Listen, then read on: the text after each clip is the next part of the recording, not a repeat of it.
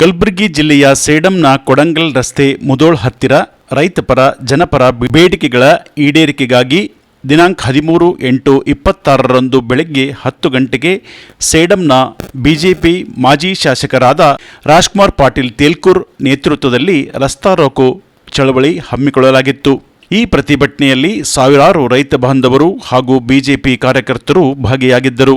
ಸುಮಾರು 4 ಗಂಟೆಗಳ ಕಾಲ ರಸ್ತೆ ಬಂದ್ ಮಾಡಿ ಪ್ರತಿಭಟನೆ ಮಾಡಲಾಯಿತು. ಈ ಪ್ರತಿಭಟನೆಯಲ್ಲಿ ರಾಜ್ಕುಮಾರ್ ಪಾಟೀಲ್ ತೇಲ್ಕೂರ್ ಸೇರಿದಂತೆ ಬಿಜೆಪಿ ಮಹಿಳಾ ಮುಖಂಡರಾದ ಸಂತೋಷಿ ರಾಣಿ ತೇಲ್ಕೂರ್ ಮತ್ತು ಶರಣಪ್ಪ ತಳವಾರ್ ಹೀಗೆ ಇನ್ನೂ ಅನೇಕ ಬಿಜೆಪಿ ಮುಖಂಡರು ಭಾಗವಹಿಸಿದ್ದರು.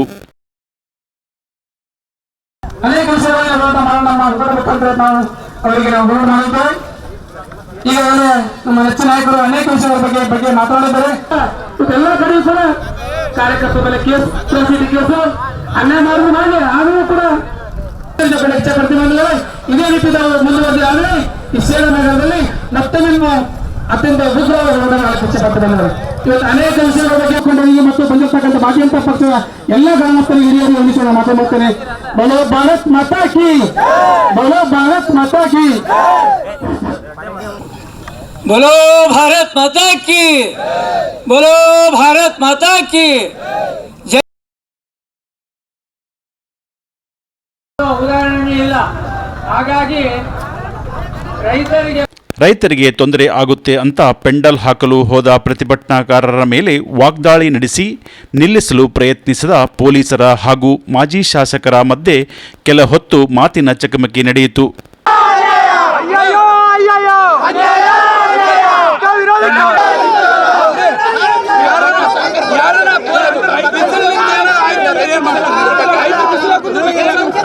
ನೀವು ಜಿಮ್ಮೆದಾರಿ ತೋತೀರಿ, ನೀವು ಜಿಮ್ಮೆದಾರಿ. ಅನ್ಯಾಯ ಅನ್ಯಾಯ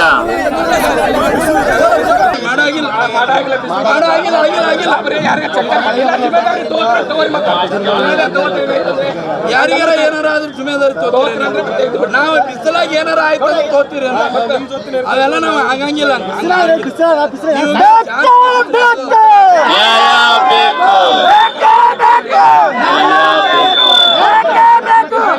ಭಾರತ್ ಮಾತಾ ಕಿ ವಂದೇ ಮಾತರಂ, ವಂದೇ ಮಾತರಂ.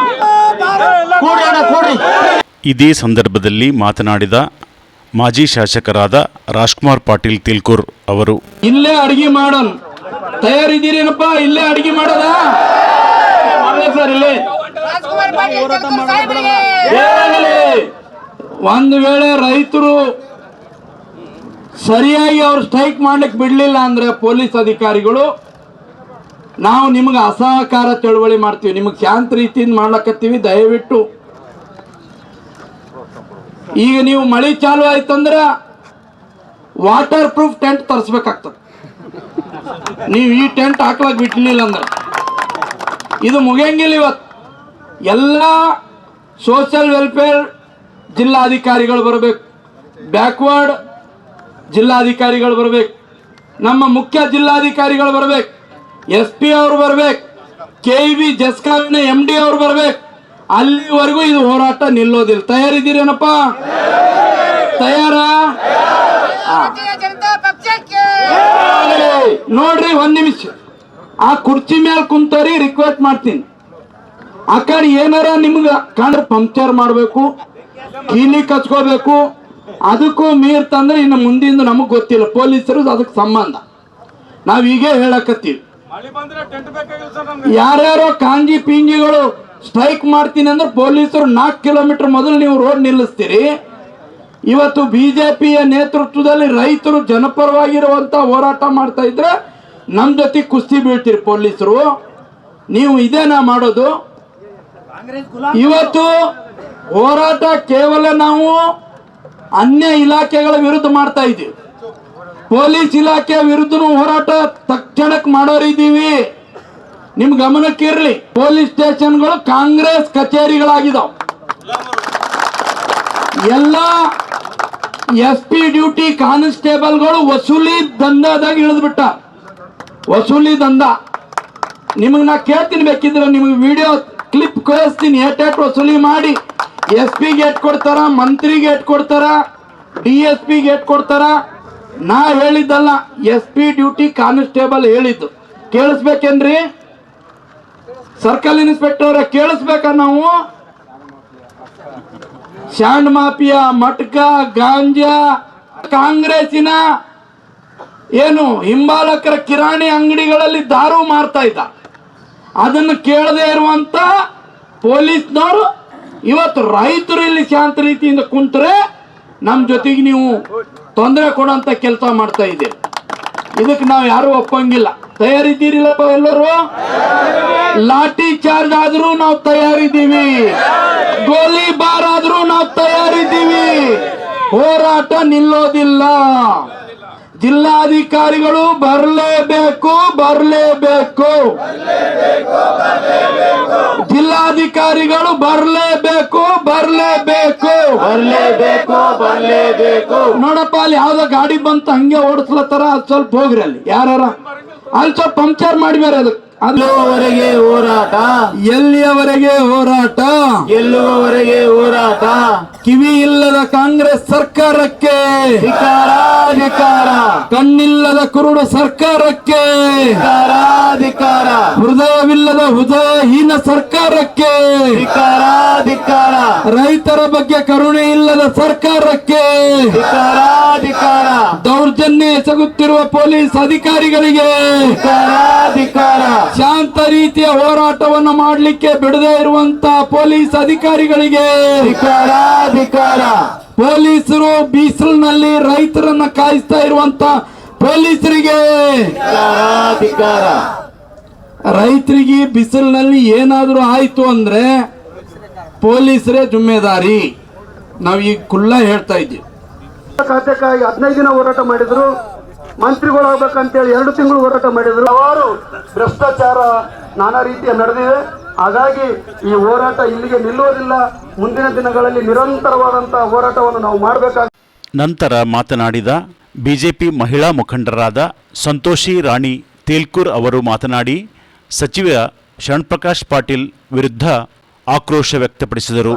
ಇದು ಈ ಕ್ಷೇತ್ರದ ಶಾಸಕರು ಸಚಿವರಾದಂತ ಶರಣ್ ಪ್ರಕಾಶ್ ಪಾಟೀಲ್ ಅವರ ಆಡಳಿತ ಎಷ್ಟರ ಮಟ್ಟಿಗೆ ಹದಗೆಟ್ಟಿದೆ ಅನ್ನೋದನ್ನ ಎತ್ತಿ ತೋರಿಸ್ತಾ ಇದೆ. ಡಾಕ್ಟರ್ ಶರಣ್ ಪ್ರಕಾಶ್ ಪಾಟೀಲ್ ಅವರೇ, ಎಲ್ಲಿದ್ದೀರಿ? ಇಲ್ಲಿ ರೈತರು ಸಂಕಷ್ಟದಲ್ಲಿದ್ದಾರೆ. ನೀವು ಈ ಕ್ಷೇತ್ರದ ಶಾಸಕರಾಗಿ ಈ ಕ್ಷೇತ್ರದ ಜನರ, ಬಡವರ, ರೈತರ, ದೀನ ದಲಿತರ ಸಂಕಷ್ಟಗಳಿಗೆ ನೀವು ಸ್ಪಂದಿಸ್ತೀರಿ, ಅವರ ಕಣ್ಣೀರು ಒರೆಸ್ತೀರಿ ಅಂತ ಹೇಳಿ ನಿಮ್ಮನ್ನ ಜನ ಇವತ್ತು ಗೆಲ್ಲಿಸಿದ್ದಾರೆ ಹೊರತು ನೀವು ಹೋಗಿ ಬೆಂಗಳೂರಲ್ಲಿ ಕೂತ್ಕೊಳ್ಳಕ್ ನಿಮ್ಮನ್ನ ಜನ ಗೆಲ್ಸಿಲ್ಲ. ಇವತ್ತು ರೈತ ಅಂತಂದ್ರೆ ನಮ್ಮ ದೇಶದ ಬೆನ್ನೆಲುಬು ಅಂತ ಹೇಳ್ತೇವೆ. ರೈತನನ್ನ ನಾವು 2ನೇ ದೇವರು ಅಂತ ಗೌರವಿಸ್ತೇವೆ. ಯಾಕಂತಂದ್ರೆ ಇವತ್ತು ಅವನು ಬೆವರು ಹರಿಸಿ ಅವರು ಇವತ್ತು ನಮ್ಮೆಲ್ಲರಿಗೂ ಹೊಟ್ಟೆಗೆ ಅನ್ನ ನೀಡ್ತಾ ಇದ್ದಾನೆ. ಅಂತ ಒಬ್ಬ ಅನ್ನದಾತ ಇವತ್ತು ಸಂಕಷ್ಟದಲ್ಲಿದ್ರೆ ನೀವು ಹೋಗಿ ಬೆಂಗಳೂರಲ್ಲಿ ಕೂರ್ತೀರಿ? ಹಾಗಾದ್ರೆ ರೈತರು ಇವತ್ತು ಇಲ್ಲಿ ಅವ್ರಿಗೆ ಬೆಳೆ ಪರಿಹಾರ ಸಿಗ್ತಾ ಇಲ್ಲ. ಹೋದ ವರ್ಷದ ಏನೋ ಬೆಳೆ ಪರಿಹಾರ 2ನೇ ಕಂತು ಇದುವರೆಗೂ ಇನ್ನೂ 1 ವರ್ಷ ಆದ್ರೂ ಅವ್ರಿಗೆ ಬರ್ತಾ ಇಲ್ಲ ಅಂತಂದ್ರೆ ಈ ರೈತ ಏನೋ ನಿಮ್ಗೆ ಕಚೇರಿಯಿಂದ ಕಚೇರಿಗೆ ಅಲ್ಲಿದಾಡ್ಬೇಕಾ? ಈ ರೈತನಿಗೆ ನೀವು ಕೊಡ್ತಾ ಇರೋದು ಭಿಕ್ಷೆ ಅಲ್ಲ ಸ್ವಾಮಿ. ರೈತ ನಿಮಗ್ ಭಿಕ್ಷೆ ಕೇಳ್ತಾ ಇಲ್ಲ, ಅವನ ಹಕ್ಕ ಕೇಳ್ತಾ ಇದ್ದಾನೆ. ಇಂಥ ರೈತರಿಗೆ ಹೊಟ್ಟೆ ಮೇಲೆ ನೀವು ಬರ ಇಡಂತ ಕೆಲಸ ನೀವು ಮಾಡ್ತಾ ಇದ್ದೀರಿ ಶರಣ್ ಪ್ರಕಾಶ್ ಪಾಟೀಲ್ ರೇ. ಯಾವ ರೈತ ಅವನು ಇವತ್ತು ದುಡಿದಿರೋ ಕಾರಣಕ್ಕೆ ನೀವು ಹೊಟ್ಟೆ ತುಂಬಾ ಊಟ ಮಾಡ್ತಾ ಇದ್ದೀರಲ್ಲ, ಅಂತ ರೈತನ ಹೊಟ್ಟೆಗೆ ಬರ ಇಳಿದು ಇವತ್ತು ಅವನ ಕಷ್ಟಕ್ಕೆ ನೀವು ನೆರವಾಗ್ತಾ ಇಲ್ಲ ಅಂತಂದ್ರೆ ನಿಮಗೆ ಬರೋಂತಹ ದಿನಗಳಲ್ಲಿ ಅದೇ ರೈತ ನಿಮಗೆ ತಕ್ಕ ಪಾಠ ಕಲಿಸ್ತಾನೆ. ನಿಮಗೆ ಚುನಾವಣೆ ಬಂದಾಗ ಈ ರೈತರು ನೆನಪಾಗ್ತಾರೆ, ಆದ್ರೆ ಇವತ್ತು ಈ ರೈತನ ಕಷ್ಟ ನಿಮ್ ಕಣ್ಣಿಗೆ ಕಾಣಿಸ್ತಾ ಇಲ್ವಾ? ಯಾಕೆ? ರೈತರಿಗೆ ಬರ್ಬೇಕಾದಂತ ನಿಮಗೇನಾದ್ರೂ ರೈತರ ಪರ ಕಾಳಜಿ ಇದ್ದಿದ್ರೆ ನೀವು ಈ ಭಾಗವನ್ನ ಇವತ್ತು ಬರಪೀಡಿತ ಭಾಗ ಅಂತ ಹೇಳಿ ಘೋಷಣೆ ಮಾಡಿ ಆ ರೈತನಿಗೆ ನೀವು ಪರಿಹಾರ ಕೊಡಿಸ್ಬೇಕಾಗಿತ್ತು. ನೀವು ಅಷ್ಟೇ ಅಲ್ಲದೆ ರೈತರ ಒಂದು ಹಳೆ ಸಾಲನ ಮನ್ನಾ ಮಾಡಿ ಇವತ್ತು ಹೊಸ ಸಾಲ ಕೊಡ್ಸೋಂತ ಕೆಲಸ ನೀವು ಮಾಡಿದಾಗ ಮಾತ್ರ ಜನ ಒಪ್ಕೊಳ್ತಾ ಇದ್ರು ನೀವು ರೈತರ ಪರವಾಗಿದ್ದೀರಿ ಅಂತ ಹೇಳಿ. ಆದ್ರೆ ಅದ್ಯಾವುದಕ್ಕೂ ಕ್ಯಾರೆ ಅನ್ನೋದೇ ಇವತ್ತು ಇಷ್ಟೆಲ್ಲ ರೈತರು ಬಂದು ಇಲ್ಲಿ ಬೀದಿಯಲ್ಲಿ ಕೂತ್ಕೊಳ್ತಾರೆ, ರಸ್ತೆ ಮೇಲೆ ಕೂತ್ಕೊಳ್ತಾರೆ ಅಂತ ಹೇಳಿದ್ರೆ ಆ ರೈತನ ಕಣ್ಣಲ್ಲಿ ಇವತ್ತು ಏನಂತ ಕಣ್ಣೀರಲ್ಲ, ಇವತ್ತು ರಕ್ತ ಬರ್ತಾ ಇದೆ ಸ್ವಾಮಿ. ಅದನ್ನ ಅರ್ಥ ಮಾಡ್ಕೊಳ್ಬೇಕಾಗಿರೋ ಸಚಿವರು ಇವತ್ತು ನಾಪತ್ತೆ ಆಗಿದ್ದಾರೆ. ನಾವೆಲ್ಲ ಇವತ್ತು ಕೇಳ್ಬೇಕಾಗಿದೆ, ನೀವು ಗ್ಯಾರಂಟಿ ಹೆಸರು ಹೇಳ್ಕೊಂಡು ಗೆದ್ದಿರೋಂತ ಸಚಿವರು ಗ್ಯಾರಂಟಿಗಳು ಇವತ್ತು ರೈತರಿಗೆ ಕೊಡಿಸ್ಬೇಕಾದಂತ ಬೆಳೆ ಪರಿಹಾರದ ಹಣ ನಿಮ್ಮಿಂದ ಕೊಡ್ಸಕ್ಕಾಗ್ತಾ ಇಲ್ಲ. ಅಲ್ಲದೇನೆ ಇವತ್ತು ಮಳೆನ ನಂಬ್ಕೊಂಡು ರೈತ ಇವತ್ತು ಕಂಗಾಲಾಗಿದ್ದಾನೆ. ತನ್ನ ಸ್ವಂತ ಖರ್ಚಿಂದ ಸಾಲನೋ ಮತ್ತೊಂದು ಮಾಡ್ಕೊಂಡು ಪಂಪ್ಸೆಟ್ ಮೂಲಕ ಅವನು ಹೊಲದಲ್ಲಿ ಏನಾದ್ರೂ ಬೆಳಿಬೇಕು ಅಂತ ಹೇಳಿದ್ರೆ ಅದಕ್ಕೆ ನೀವು ಕರೆಂಟಿನ ಬರೆಗೆ ಎಳಿತೀರಿ. ಕರೆಂಟ್ ಕೊಡ್ತಾ ಇಲ್ಲ ಅಂತಂದ್ರೆ ರೈತ ಹೆಂಗ್ರಿ ಬದುಕೋದು? ನಿಮ್ಮಿಂದ ಬೆಳೆ ಪರಿಹಾರ ಕೊಡ್ಸಕ್ ಆಗ್ತಾ ಇಲ್ಲ. ಅವನು ತಾನಾಗಿ ಸ್ವತಃ ಏನಾದ್ರೂ ಮಾಡ್ಕೋಬೇಕಂದ್ರೆ ಕರೆಂಟ್ ನಿಮ್ಮಿಂದ ಕೊಡಕ್ ಆಗ್ತಾ ಇಲ್ಲ ಅಂತಂದ್ರೆ ಯಾರ್ರೀ ನೀವು ಸಚಿವರು ಶಾಸಕರಾಗಿ ಯಾವ ರೀತಿ ಆಡಳಿತ ಕೊಡ್ತಾ ಇದ್ದೀರಿ? ಇವತ್ತು ಜನ ಪ್ರಶ್ನೆ ಮಾಡ್ತಾ ಇದ್ದಾರೆ ನಿಮ್ಗೆ. ಕಾಂಗ್ರೆಸ್ ಸರ್ಕಾರಕ್ಕೆ ರೈತರ ಪರವಾಗಿ ಇಲ್ಲ ಪೊಲೀಸರ ವಿರೋಧಿ ಧೋರಣೆಯನ್ನು ಖಂಡಿಸಿ ನಡೀತಾ ಇರುವ ಹೋರಾಟಕ್ಕೆ, ರೈತರ ಹೋರಾಟಕ್ಕೆ, ಜನಪರ ಹೋರಾಟಕ್ಕೆ, ರೈತ ವಿರೋಧಿ ಕಾಂಗ್ರೆಸ್ ಸರ್ಕಾರಕ್ಕೆ, ರೈತ ವಿರೋಧಿ ಪೊಲೀಸರಿಗೆ, ರೈತ ವಿರೋಧಿ ಶಾಸಕರಿಗೆ, ರೈತ ವಿರೋಧಿ ಮಂತ್ರಿಗಳಿಗೆ ಸಂಗತಿ. ಮಳೆಯನ್ನಿಲ್ಲದೆ ಬೆಳೆಯನ್ನಿಲ್ಲದೆ ಇವತ್ತಿನ ದಿವಸ ನಮ್ಮ ರೈತರು ಕಂಗಾಲನ್ನ ಆಗಿ ಇವತ್ತಿನ ರೋಡಿಗೆ ಬಂದು ಕೊಡುವಂತ ಪರಿಸ್ಥಿತಿಯನ್ನ ಇವತ್ತಿನ ದಿವಸ ಬಂದಿದೆ. ನಮ್ಮ ತಾಲೂಕಿನ ಶಾಸಕರು ಪ್ರತಿಯೊಂದು ಮಾತಿನಲ್ಲಿ ಕೂಡ ನಾನು ಪ್ರಾಮಾಣಿಕವಾಗಿದ್ದೀನಿ, ನಾನು ಪ್ರಾಮಾಣಿಕವಾಗಿದ್ದೀನಿ ಅಂತ ಪ್ರತಿಯೊಂದು ಭಾಷೆಯಲ್ಲಿ ತಾವೆಲ್ಲ ಹೇಳ್ತೀರಿ. ನಿಮ್ಮ ಪ್ರಾಮಾಣಿಕತೆಯನ್ನ ಎಲ್ಲಿದೆ? ಇವತ್ತು ನಮ್ಮ ತಾಲೂಕಿನಲ್ಲಿ ಪ್ರತಿಯೊಬ್ಬರ ರೈತರ ಗೋಳನ್ನ ನೀವು ಕೇಳಬೇಕಂತ ನಿಮ್ಮ ಕಣ್ಣಿಗೆ ಕಾಣ್ತಾ ಇಲ್ಲ ತಾಲೂಕ. ನೀವು ಬರೇ ನಿಮ್ಮ ಮಂತ್ರಿಗಳನ್ನ ತಗೊಂಡು ರಾಜ್ಯದಲ್ಲಿ ನಾನು ಬಹಳ ಪ್ರಾಮಾಣಿಕ ಇದ್ದೀನಿ, ನಾನು ಪ್ರಾಮಾಣಿಕ ಪ್ರಯತ್ನ ಮಾಡ್ತೇನೆ ಅಂತೇಳಿ ಪ್ರತಿಯೊಂದು ಸರಿ ಪ್ರಾಮಾಣಿಕ ಹೇಳ್ತಾ ಇದ್ದೀರಿ. ಡಾಕ್ಟರ್ ಶ್ಯಾಮಪ್ರಕಾಶ್ ಪಾಟೀಲ್ ಅವರೇ, ಅದನ್ನು ಪ್ರಾಮಾಣಿಕತೆ ಇಲ್ಲ. ಇವತ್ತಿನ ದಿವಸ ಬೆಳಗ್ಗೆ 10 ಗಂಟೆಯಿಂದ ಇಲ್ಲಿಯವರೆಗೆ ನಮ್ಮ ಸೇಡಂ ತಾಲೂಕಿನ ರೈತರು ನಮ್ಮ ಎಲ್ಲಾ ನಾಯಕರುಗಳು ಇವತ್ತಿನ ದಿವಸ ಬಂದು ರಸ್ತೆಗೆ ಕುಂತಿದ್ದೀವಿ. ಅದು ನಿಮಗೆ ಕಾಣಿಸ್ತಾ ಇಲ್ಲ. ಅದಕ್ಕಾಗಿ ನಾವು ಹೋರಾಟವನ್ನ ನಮ್ಮ ಎಲ್ಲಿವರೆಗೂ ನ್ಯಾಯ ಸಿಗುತ್ತದೋ ಅಲ್ಲಿವರೆಗೆ ರಸ್ತೆಯನ್ನ ಬಿಟ್ಟು ನಾವು ಯಾರು ಕದಲಂಗಿಲ್ಲ. ಇವತ್ತೇನೇ ಆಗಲಿ, ಇವತ್ತೇನೇ ಬರಲಿ, ಮಳೆ ಬರಲಿ, ಚಳಿ ಬರಲಿ, ಸಿಡಿಲಿರಲಿ, ಏನೇ ಇದ್ರೂ ಕೂಡ ನಾವು ಇಲ್ಲೇ ಎಲ್ಲ ವ್ಯವಸ್ಥೆಯನ್ನ ಮಾಡಿದ್ದಾರೆ. ಈ ವ್ಯವಸ್ಥೆಯನ್ನ ಇಲ್ಲೇ ಅಡಿಗೆಯನ್ನ ಮಾಡಿ ನಾವೆಲ್ಲರೂ ನಮ್ಮ ನಾಯಕರ ಜೊತೆ ನಮ್ಮ ಎಲ್ಲಾ ತಾಲೂಕಿನ ಪದಾಧಿಕಾರಿ ಒಳಗೊಂಡು ನಾವಿಲ್ಲಿ ನಮ್ಮ ಬೇಡಿಕೆಯನ್ನ ಈಡೇರುತ್ತ, ನಮ್ಮ ಬೇಡಿಕೆ ಯಾವಾಗ ಈಡೇರುತ್ತೋ ಅವಾಗ ನಾವು ಅಲ್ಲಿಂದ ಕೈ ಬಿಡ್ತೀವಿ. ಇಲ್ಲಿ ಮೊನ್ನೆ ಜಿಲ್ಲಾಧಿಕಾರಿಗಳು ಬರಬೇಕಾಗಿತ್ತು, ಮೇಲಾಧಿಕಾರಿ ಇಲ್ಲ ನಾವು ಕರೆಸ್ತೀವಿ ಅಂತ ಹೇಳ್ತಾ ಇದ್ದಾರೆ. ಮೊನ್ನೆ ಕಲಬುರಗಿ ಜಿಲ್ಲಾಧಿಕಾರಿಗಳು ಬರುವ ತನಕ ಈ ರಸ್ತೆ ನಾವು ಹಿಂಪಡೆಯಲಾಗಲ್ಲ. ಅದಕ್ಕಾಗಿ ಎಲ್ಲ ಭಾರತ್ ಮಾತಾ ಕಿ, ಭಾರತೀಯ ಜನತಾ ಪಕ್ಷಕ್ಕೆ, ಭಾರತೀಯ ಜನತಾ ಪಕ್ಷಕ್ಕೆ, ಬಲೋ ಭಾರತ್ ಮಾತಾ ಕಿ, ಬಲೋ ಭಾರತ್ ಮಾತಾ ಕಿ. ರಾಷ್ಟ್ರ ಅದು ಎತ್ತಿ ಕಡಿ ಅದು ಇಟ್ಕೊಳ್ಳಿ, ಭಾರತ್ ಮಾತಾ ಕಿ, ಭಾರತೀಯ ಜನತಾ ಪಕ್ಷಕ್ಕೆ, ರಾಷ್ಟ್ರಪತಿ ತೆಲುಗು ಅವರಿಗೆ, ಭ್ರಷ್ಟ ಕಾಂಗ್ರೆಸ್ ಸರ್ಕಾರಕ್ಕೆ. ರಸ್ತೆಯಲ್ಲಿ ಅಡುಗೆ ಮಾಡಿದ ಪ್ರತಿಭಟನಾಕಾರರು. ಇಲ್ಲಿದ್ದವ್ರು ಇನ್ನೂ ಕೈಯನ್ನೆಲ್ಲ ಹಂಗೆ ರೈತ ವಿರೋಧಿ ಕಾಂಗ್ರೆಸ್ ಸರ್ಕಾರಕ್ಕೆ, ರೈತ ವಿರೋಧಿ ಕಾಂಗ್ರೆಸ್ ಸರ್ಕಾರಕ್ಕೆ, ಸಿಕ್ಕುತ್ತಿರುವ ಪೊಲೀಸ್ ಅಧಿಕಾರಿಗಳಿಗೆ, ಪೊಲೀಸ್ ಕಚೇರಿಗಳು ಕಾಂಗ್ರೆಸ್ ಕಚೇರಿಗಳಂತೆ ಮಾಡಿರುವ ಪೊಲೀಸ್ ಅಧಿಕಾರಿಗಳಿಗೆ ಈಗ ದವಾಖಾನೆಯಲ್ಲಿ ರಾತ್ರಿ ವೇಳೆ ಡಾಕ್ಟರ್ಗಳು ಇಲ್ಲ, ಇಂಥವೆಲ್ಲ ಸಮಸ್ಯೆಗಳು ಬಗೆಹರಿಸ್ಬೇಕಂತೇಳಿ ನಿಮ್ಮನ್ನು ಭೇಟಿ ಯಾರು ಮಾತ್ರ ನಮಸ್ಕಾರಗಳು.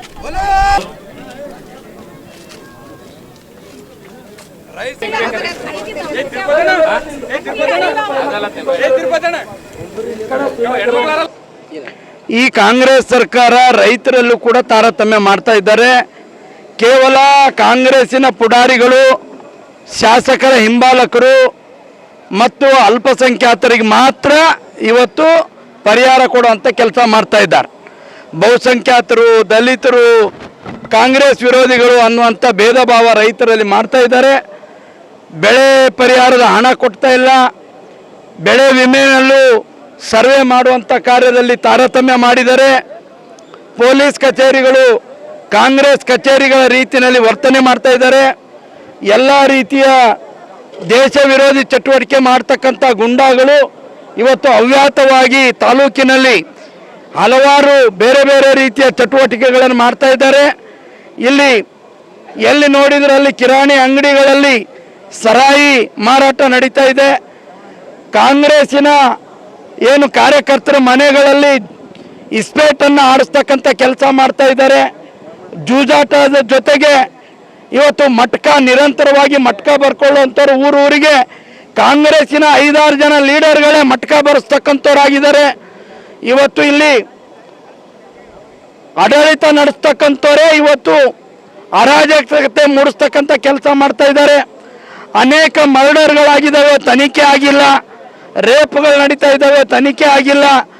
ಇಲ್ಲಿ ಅಲ್ಪಸಂಖ್ಯಾತರು ಗುಂಪು ಕಟ್ಕೊಂಡು ಬಂದು ಬಹುಸಂಖ್ಯಾತರು ದಲಿತರ ಮೇಲೆ ಹಲ್ಲೆ ಮಾಡ್ತಾ ಇದ್ರು. ಮೊನ್ನೆ ಒಬ್ಬ ದಲಿತ ಯುವಕನಿಗೆ ಗುಂಪು ಕಟ್ಟಿ ಊಡ್ಗಿ ಗ್ರಾಮದಲ್ಲಿ ಮರ್ಡರ್ ಮಾಡಿದ್ದಾರೆ. ಸೌಜನ್ಯಕ್ಕಾದರೂ ಸಚಿವರು ಭೇಟಿ ಕೊಡದೇನೆ ಅವರಿಗೆ ಸಾಂತ್ವನ ಕೂಡ ಹೇಳ್ತಕ್ಕಂಥ ಕೆಲಸ ಮಾಡಿಲ್ಲ. ಆರೋಪಿಗಳಿಗೆ ಬಂಧಿಸ್ತಕ್ಕಂಥ ಕೆಲಸ ಮಾಡಿಲ್ಲ. ರೈತರಿಗೆ ನಿರಂತರವಾದಂಥ ವಿದ್ಯುತ್ ಕೊಡ್ತಕ್ಕಂಥ ಕೆಲಸ ಮಾಡ್ತಾ ಇಲ್ಲ. ಬರಗಾಲ ಬಂದಿದೆ, ಇಲ್ಲಿವರೆಗೂ ಕೂಡ ಬರಗಾಲ ಘೋಷಣೆ ಆಗಿಲ್ಲ. ಸರ್ವೆ ಕಾರ್ಯ ನಡೀತಾ ಇಲ್ಲ. ಹಾಗಾಗಿ ರೈತರು ಬೇಸತ್ತು ಇಲ್ಲಿ ಕೂತಿದ್ದಾರೆ. ಬೆಳಿಗ್ಗೆ 7-8 ಗಂಟೆಗೆ ರೈತರು ಬಂದಿದ್ದಾರೆ, ಆದರೆ ಯಾವುದೇ ಅಧಿಕಾರಿಗಳು ಇಲ್ಲಿಗೆ ಬಂದಿಲ್ಲ.